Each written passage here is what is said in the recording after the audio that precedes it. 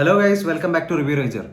അങ്ങനെ Rekhachithram first day തന്നെ ബാംഗ്ലൂരിൽ PVRൽ വെച്ചിട്ട് കണ്ടിട്ട് വന്നിരിക്കുകയാണ്. നൈറ്റ് ഷോ ആണ്, മാറ്റ്നി ഷോ ആണ് ഞാൻ കണ്ടത്. ഓൾമോസ്റ്റ് ഒരു 90% ഒക്യുപ്പൻസി തിയേറ്ററിൽ ഉണ്ടായിരുന്നു. നല്ല കാര്യം. കാരണം മലയാള സിനിമ ഇപ്പം വളരെ മികച്ച രീതിയിലാണ് 2024 പോയത്.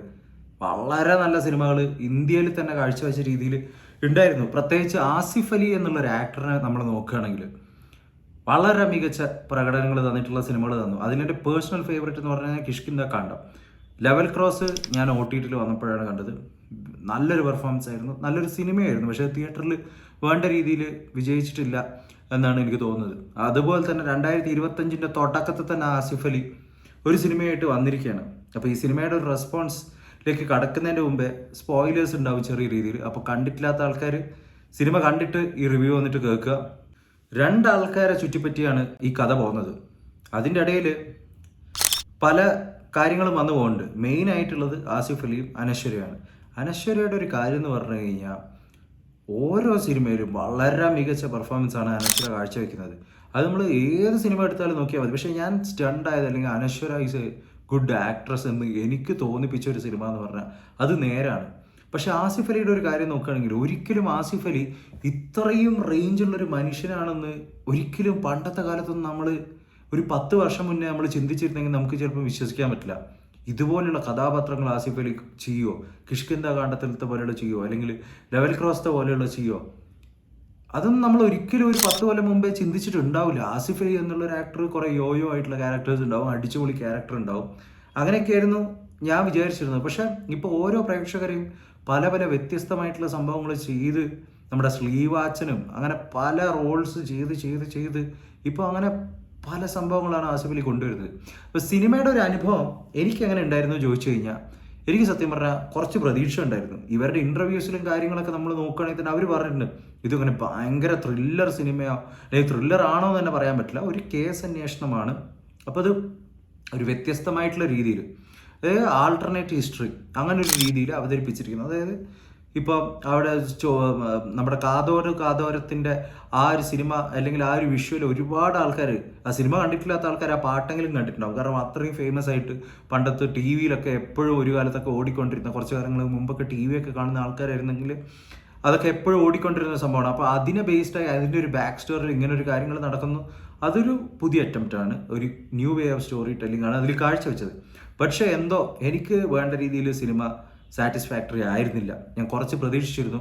അതായത് എന്താണെന്ന് വെച്ചാൽ എല്ലാം falling on to my plate എന്നുള്ളൊരു രീതിയിലാണ് എനിക്ക് തോന്നിയത്. അതായത് ഒരു ക്ലാരിറ്റി ഓഫ് ദി ഇൻവെസ്റ്റിഗേഷൻ, നടക്കാൻ പോകുന്ന കാര്യങ്ങൾക്ക് ഒരു ക്യൂരിയോസിറ്റി ബിൽഡ് ചെയ്യാനോ അല്ലെങ്കിൽ ഇതിങ്ങനെയാണ്, ഇത് കൺവിൻസിങ് ആയിട്ട് നമുക്ക് തോന്നണ്ടേ. ഇതിപ്പോൾ ഒരു പക്ക കമേഴ്ഷ്യൽ സിനിമ അല്ലെങ്കിൽ ഒരു അടിച്ചുപൊളി പടം എന്നുള്ള ഒരു രീതിയിലല്ലല്ലോ ഷൂട്ട് ചെയ്തിരിക്കുന്നത്. അപ്പോൾ സീരിയസ് ആയിട്ടുള്ള പല കാര്യങ്ങളും കാണിക്കുന്ന ഇൻവെസ്റ്റിഗേഷൻ, ക്രൈം ഒക്കെ കാണിക്കുന്ന ഒരു സംഭവമാണ്. അപ്പോൾ അത് കൺവിൻസിംഗ്ലി നമ്മുടെ മുമ്പിലോട്ടേക്ക് കിട്ടണം. അതുപോലെ ക്യാരക്ടേഴ്സിനെ ബിൽഡ് ചെയ്യുന്ന കാര്യം Asif Ali and Anaswara has done a very good job. അത് ഞാൻ ഒന്നും പറയില്ല, അതിൽ എനിക്കൊരു എതിരഭിപ്രായമില്ല. പക്ഷെ ബാക്കിയുള്ള ക്യാരക്ടേഴ്സ്, പ്രത്യേകിച്ച് വില്ലൻ്റെ ഒക്കെ ഒരു സംഭവം, അതായത് മനോജ് കെ ജയൻ ചെയ്തിരിക്കുന്ന കഥാപാത്രത്തിൻ്റെ ഒക്കെ ഒരു സംഭവം എന്ന് പറഞ്ഞാൽ അതിനൊന്നും ഒരു ക്യാരക്ടർ ബിൽഡപ്പ് ഉള്ളതായിട്ട് എനിക്ക് തോന്നിയിട്ടില്ല. എസ്പെഷ്യലി ആ സിനിമയുടെ ലാസ്റ്റ് ഹാഫിൽ വരെ ആ ഒരു ആൾ എന്താണ്, അയാളുടെ ബാക്ക്ഗ്രൗണ്ട് എന്താണ്, അല്ലെങ്കിൽ അയാൾ ഇപ്പോൾ ഏത് സ്ട്രോങ് പൊസിഷനിലാണ് നിൽക്കുന്നത്. അയാൾക്ക് കുറേ ഹോസ്പിറ്റലും മോളും ഒരു വലിയ വീട്ടിൽ നിന്ന് വൃത്തികേടായിട്ട് ഡിസൈൻ ചെയ്തിരിക്കുന്ന ഒരു വീട്ടിൽ നിന്നൊക്കെ ഇറങ്ങി വരുന്നതൊക്കെ കാണുന്നുണ്ട്. അല്ലാതെ അയാളുടെ പവർ എന്താണ്, പൊളിറ്റിക്കലി എന്താണ് അയാളുടെ കണക്ഷൻ, അല്ലെങ്കിൽ ഈ സൊസൈറ്റിയിൽ എന്താണ് അയാൾ കൺട്രോൾ ചെയ്യുന്നത്. കാരണം പല കാര്യങ്ങളും ഓരോരോ സ്വിച്ച് ഇട്ടതുപോലെ ഓരോരോ ആൾക്കാരെ പരിപാടിയാക്കുന്നുണ്ട്. സിനിമ കണ്ടവർക്ക് കത്തും. അപ്പോൾ ആ ഒരു ബേസ് നമുക്ക് തരണ്ടേ, ഇയാൾ ആരാണ് സംഭവങ്ങൾ എന്നൊക്കെ പറഞ്ഞിട്ട്. അപ്പോൾ ലാസ്റ്റിൽ നമുക്ക് പല സംഭവങ്ങളും മനസ്സിലാവും. അതൊരു ചെറിയൊരു ക്ലൈമാക്സ് ആണ്. അപ്പോൾ എന്തൊക്കെ വെച്ചിട്ട് നോക്കുകയാണെങ്കിലും എനിക്കത് ഒരു എന്താ പറയുക, ഒരു പ്രത്യേകിച്ച് ഭയങ്കര ഒരു ഇമ്പാക്റ്റ് ഇങ്ങനെ തരാൻ പറ്റിയൊരു സിനിമയല്ല. ഇനിയിപ്പോൾ കിഷ്കിന്ദ കാണ്ടൊക്കെ ഞാൻ ആ ലെവലിൽ എൻജോയ് ചെയ്ത സിനിമയാണ്. അത്രയും ക്ലാസിക് ആയിരുന്നു അതിൻ്റെ സ്റ്റോറി ടെല്ലിങ്, അതിൻ്റെ acting, how it's put out എല്ലാം കൂടി. പക്ഷെ ഇതിൽ അങ്ങനത്തെ സ്ഥലങ്ങളിലൊക്കെ പല ഇതുമായിട്ട് എനിക്ക് തോന്നി. പക്ഷെ അതിൻ്റെ ആദ്യം സംഭവങ്ങളൊക്കെ ഷൂട്ട് ചെയ്തതും കാര്യങ്ങളൊക്കെ നല്ല സ്റ്റാൻഡേർഡ് ആയിട്ട് തന്നെയാണ് ചെയ്തിരിക്കുന്നത്. ആക്ടേഴ്സൊക്കെ നന്നായിട്ട് തന്നെ പെർഫോം ചെയ്തിരിക്കുന്നത്. എസ്പെഷ്യലി അനശ്വര ആൻഡ് ആസിഫ് അലിയുടെ കാര്യം എടുത്തു പറയേണ്ടതാണ്. എൻ്റെ സിനിമാറ്റോഗ്രാഫിയും സംഭവങ്ങളൊക്കെ അത്യാവശ്യം ഇതായിട്ട് തന്നെ ചെയ്തിട്ടുണ്ട്.